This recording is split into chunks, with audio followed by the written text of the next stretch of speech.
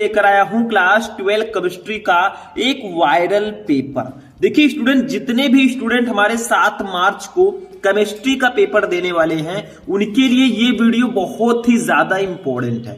बहुत सारे student comment करते हैं सर हमारे केमिस्ट्री का पेपर कैसा आएगा, क्या इजी आता है या फिर हार्ड आता है, केमिस्ट्री के पेपर में किस प्रकार के क्वेश्चंस आते हैं। तो आज के इस वीडियो में मैं केमिस्ट्री का एक ऐसा वायरल पेपर लेकर आया हूं, अगर आप इस पेपर को सॉल्व करके बोर्ड एग्जाम में जाएंगे तो आपको 70 में से 69 लाने से कोई नहीं रोक सकता। देखिए स्टूडेंट, आपको केमिस्ट्री में बहुत सारे टॉपिक्स पढ़ने होते हैं, लेकिन अगर आपको यही नहीं पता कि केमिस्ट्री का पेपर हमारा कैसा आएगा 7 मार्च को, तो आप क्या जानते हैं। तो आज के इस वीडियो में मैं केमिस्ट्री का एक वायरल पेपर लेकर आया हूं। देखिए ये आपका नाम, अनुक्रमांक, रसायन विज्ञान, ठीक है, सारी चीजें मैं आपको बताऊंगा। पूरे पेपर का मैं सॉल्यूशन भी बताऊंगा, टेंशन मत लीजिए, सॉल्यूशन के साथ मैं इस पेपर को बताऊंगा।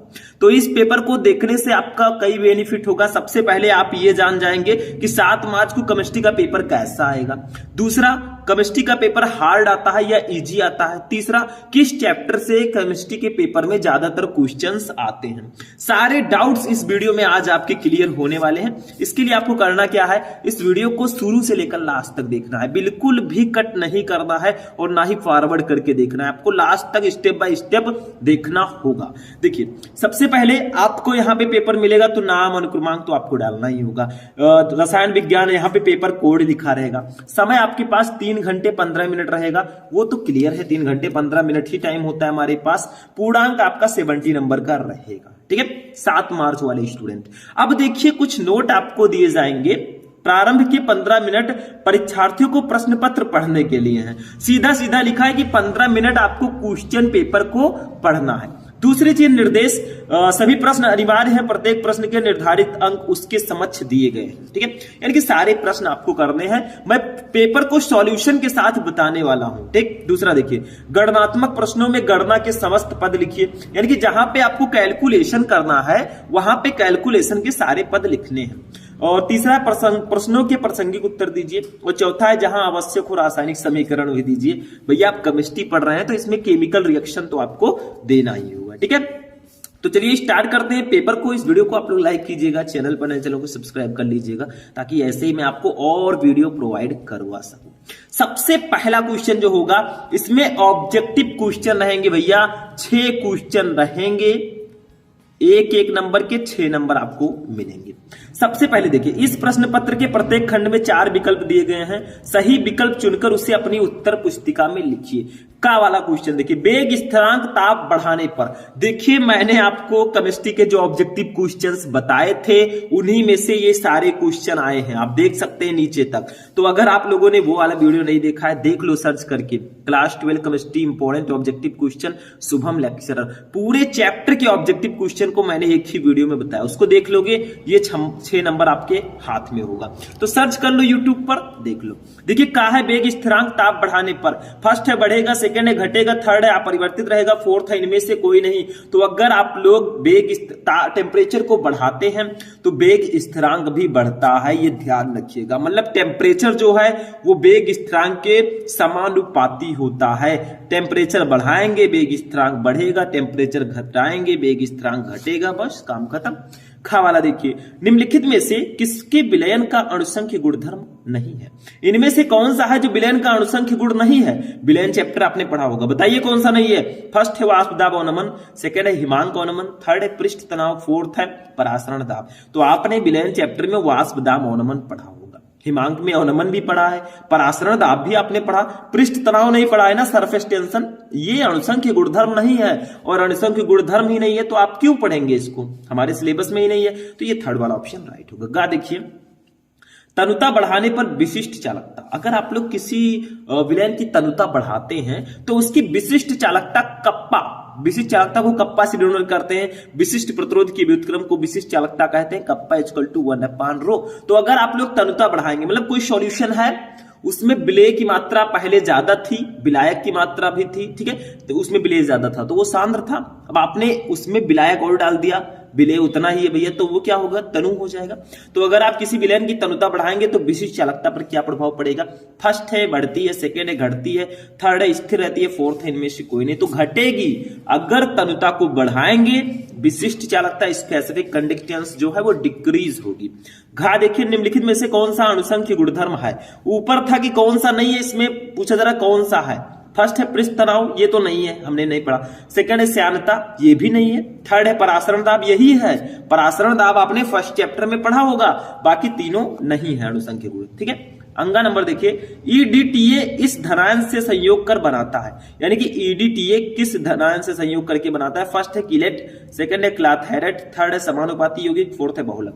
तो कीलेट, ठीक है, ये हमारे जो चैप्टर उपसह संयोजन यौगिक, ये उसी चैप्टर का क्वेश्चन है।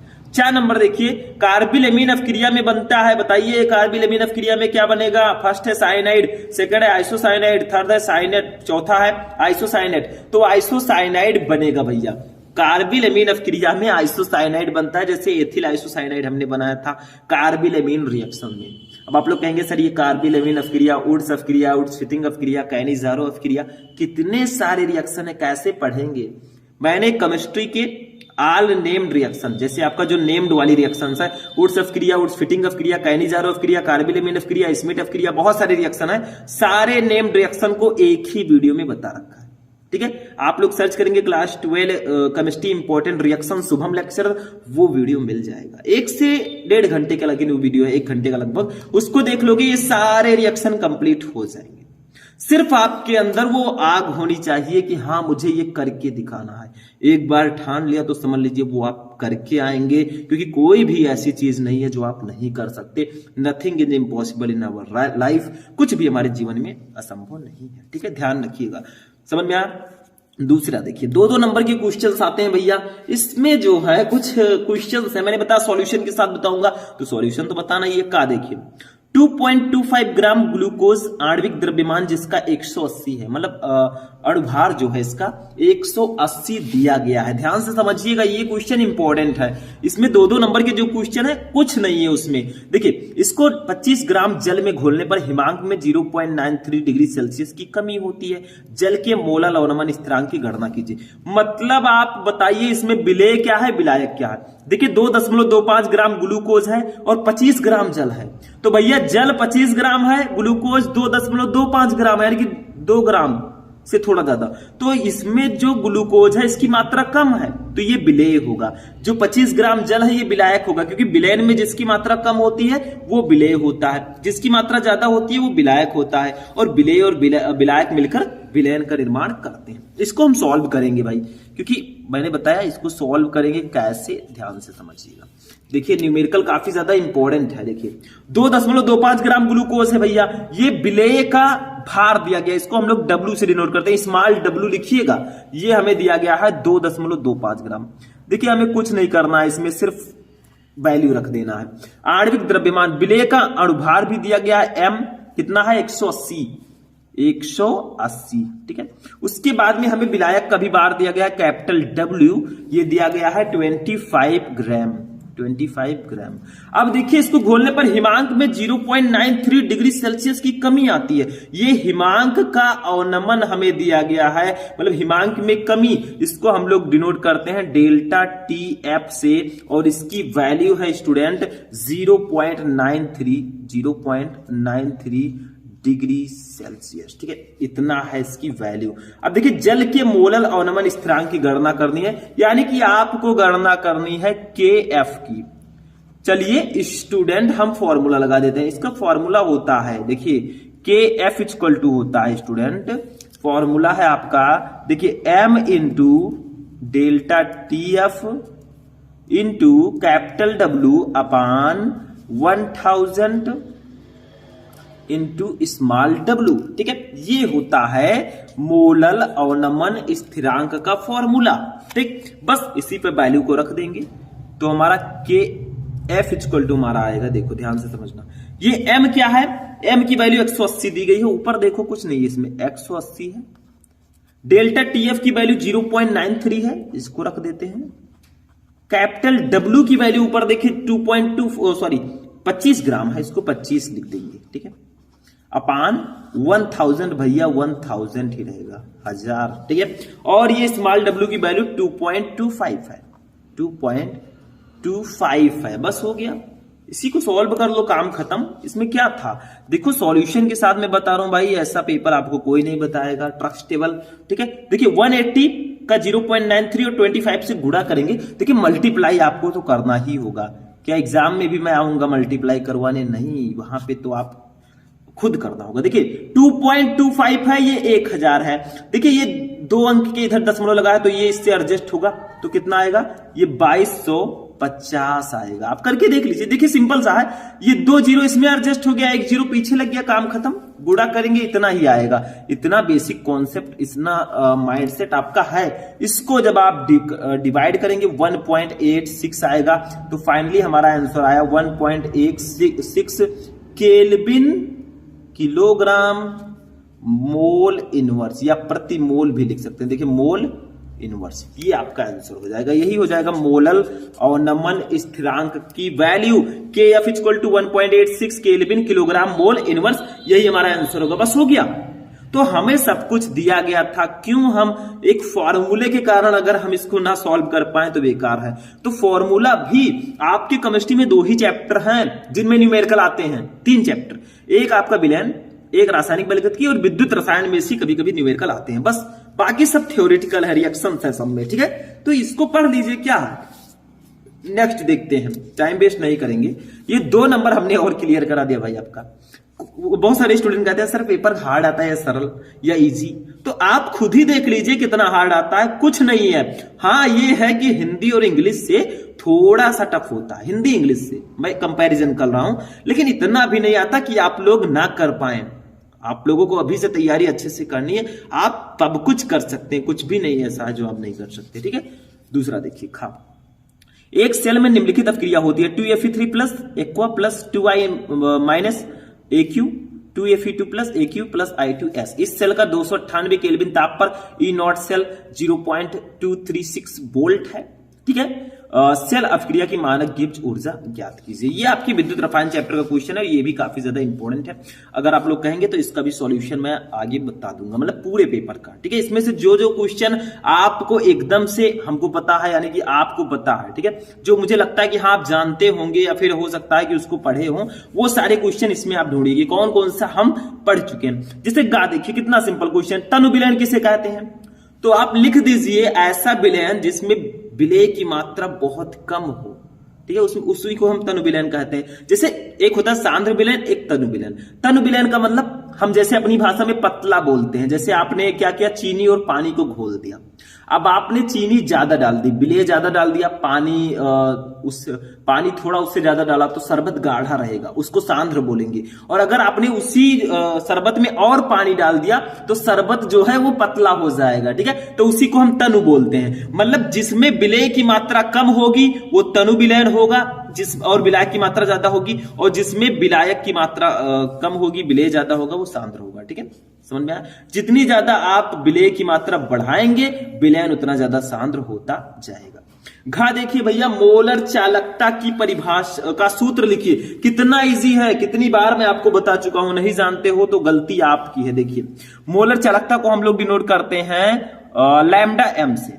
ये देखो लैम्डा एम इक्वल टू, मैंने आपको बताया था कप्पा इंटू 1000 अपान कैपिटल एम, यही फॉर्मूला होता है। इसी के लिए आपको 2 नंबर दे दिया जाएगा, बिना सोचे समझे 2 नंबर, क्योंकि यही फॉर्मूला लिखना है। आप ये भी लिख देना, कप्पा जो है भैया ये विशिष्ट चालकता है। क्या है ये?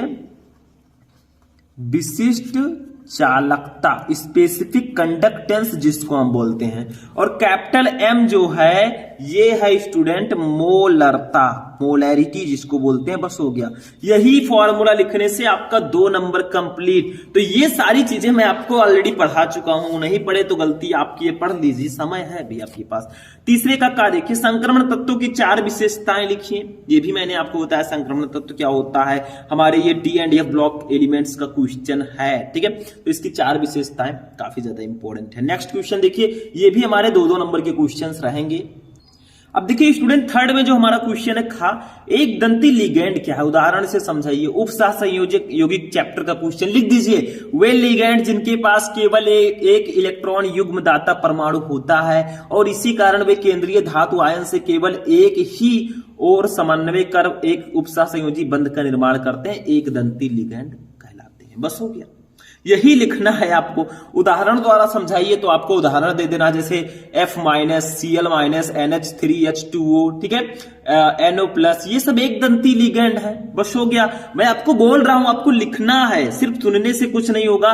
एक कान से सुना दूसरे से निकाल दिया, इससे कुछ होने वाला नहीं है। तो एक दंती लिगेंड मतलब वे लिगेंड जिनके पास केवल एक इलेक्ट्रॉन युग्म दाता परमाणु होता है, उन्हें हम एक दंती लिगेंड कहते हैं और इसी कारण वे केंद्रीय धातु आयन से केवल एक ही और समन्वय कर एक उपसह संयोजी बंध का निर्माण करते हैं, ठीक है, वो होते हैं एक दंती लिगेंड।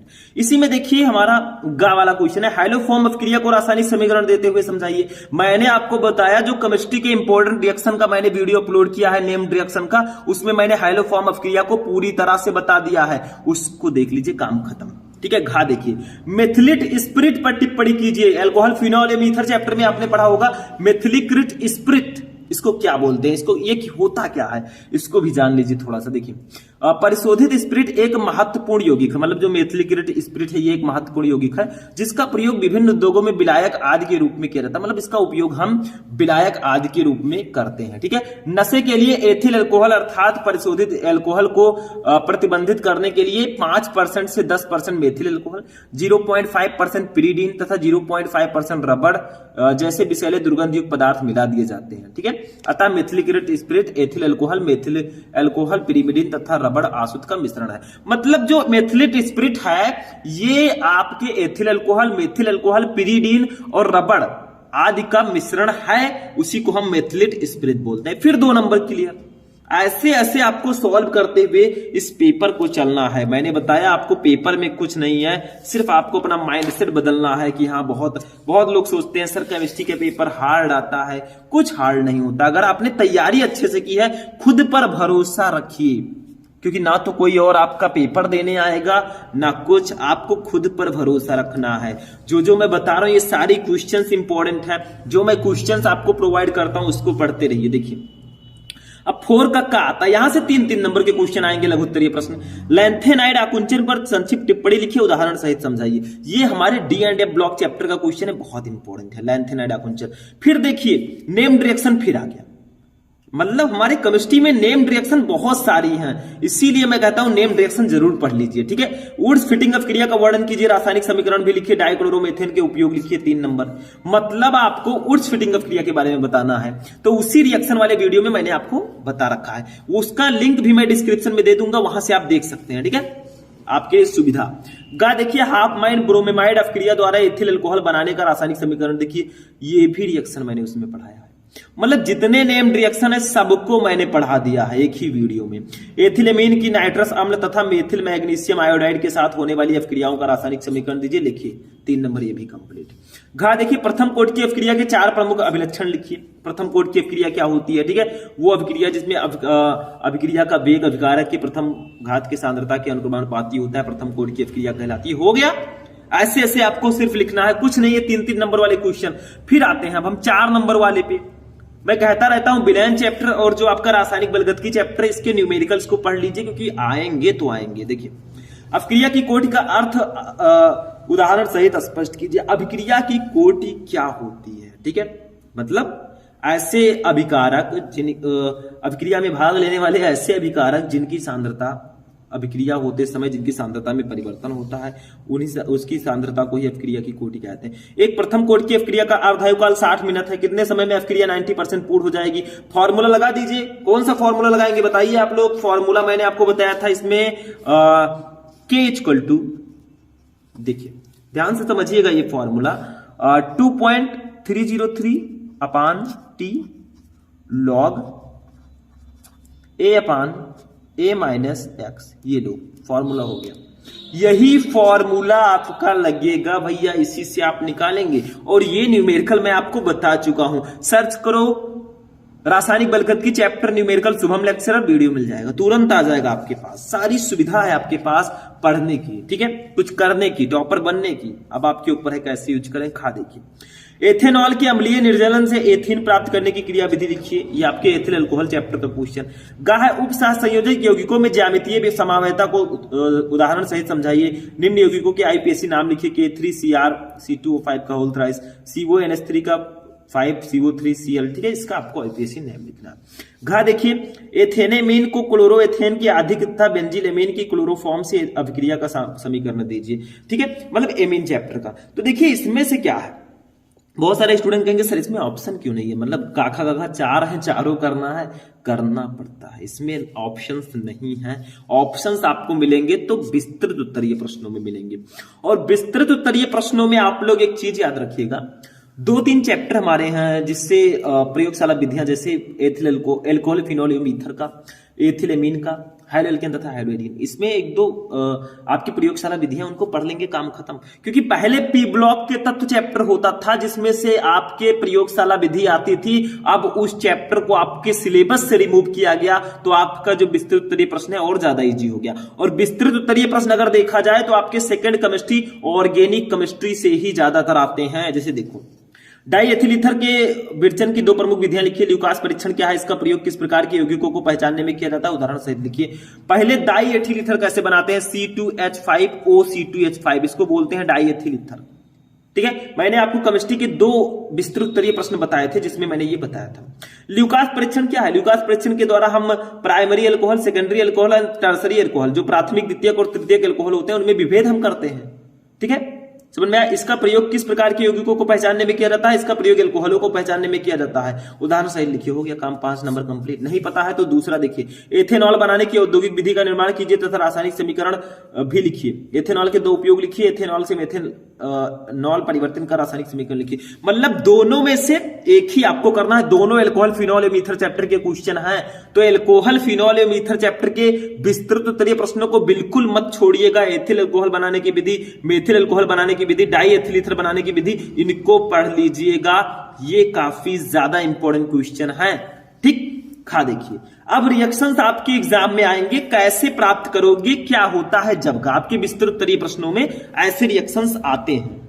और मैं आपको कहता रहता हूं कि भैया कैसे प्राप्त करोगे, क्या होता है जब, इसके रिएक्शन आप लोग रेगुलर पढ़ते रहिए, ठीक है। देखिए क्या होता है जब, केवल रासायनिक समीकरण दीजिए, 5 नंबर का आता है, मतलब सिर्फ रासायनिक समीकरण देना। फर्स्ट देखिए, एसीटोन की सोडियम बाइसल्फाइड के साथ अपक्रिया होती है तो क्या बनेगा, सिर्फ आपको केमिकल रिएक्शन देना, मतलब इसमें आपको रिएक्टेंट दिया रहता है। देखिए एसीटोन और सोडियम बाइसल्फाइड ये रिएक्टेंट है, इसका रिएक्शन कराइए, क्या बनेगा। दूसरा देखिए, फार्मिक अम्ल को सांद्र H2SO4 के साथ जब हम गर्म करेंगे तो क्या बनेगा। तीसरा है, एसिटिक अम्ल को अमोनिया के साथ गर्म करते हैं तो क्या बनता है, ठीक है।